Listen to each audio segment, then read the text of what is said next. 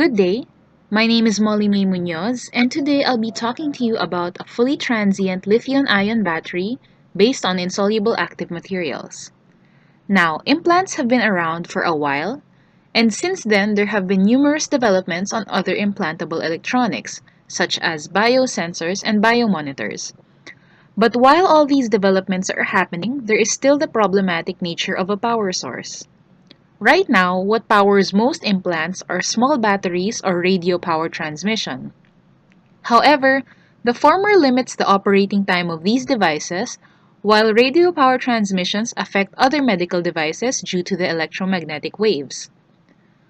Now, when these implants run out of battery, you have to get them surgically removed, which is both expensive and risky. Of course, once they have outlived their usefulness, a less invasive way of disposing of them would of course be preferred. Now, for transient electronics, they don't need that much energy to power them anyway. But people are looking into other applications such as environmental sensors, long-term implants, and military security. And for those fields, you're gonna need a little bit more than 5 volts. Which brings us to my topic for today. Montazami et al. From the Iowa State University actually succeeded in fabricating and testing a transient battery that brags the ability to be able to dissolve in 30 minutes. Now, before I get into the specifics, I'll clarify first that this is not the first attempt at a transient or biodegradable battery. Around 10 years ago, researchers from Keio University developed a battery that used gastric fluid as an electrolyte.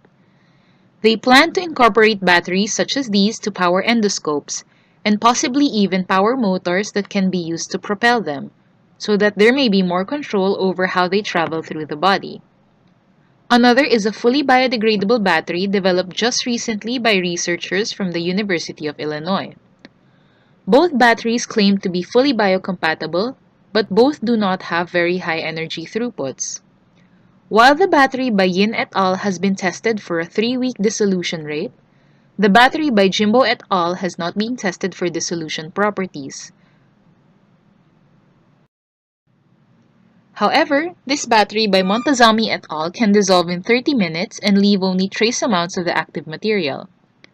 The casing is made of polyvinyl alcohol or PVA, and the hydration of PVA results in the disentanglement of polymer chains, leading to the swelling of the polymer membrane, and eventually its dissolution. When they tested it out, it actually managed to power a simple calculator for about 15 minutes. The battery gave a voltage output greater than 2.5 volts, which is much higher than any of the transient batteries seen so far. Its size also shows that it has no problem being a transient battery for implants because it's small enough to be unobtrusive.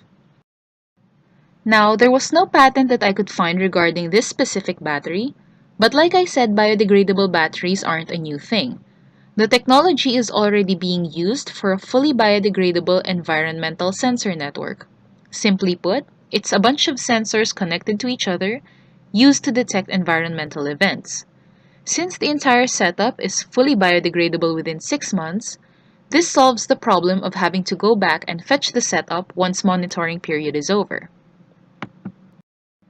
Now, self-destructing electronic devices could keep military secrets out of enemy hands. Or they could save patients the pain of having to remove a medical device. They could also allow environmental sensors to wash away in the rain. Other possible applications for this technology is animal tagging, automated drug delivery, and pollution monitoring. If researchers can control the rate of dissolution, and make the power last longer, the possibilities for this technology are astounding. In a more local sense, the Philippine battery industry could improve. The Philippines does not have a local source of lead, and a large chunk of the demand for it comes from the battery industry. However, lead is a highly toxic metal and a pollutant, and the people working in the lead industry have high risks of health problems. With biodegradable and eco-friendly batteries, we would not have to worry about these things. And that concludes my presentation. Thank you for your time.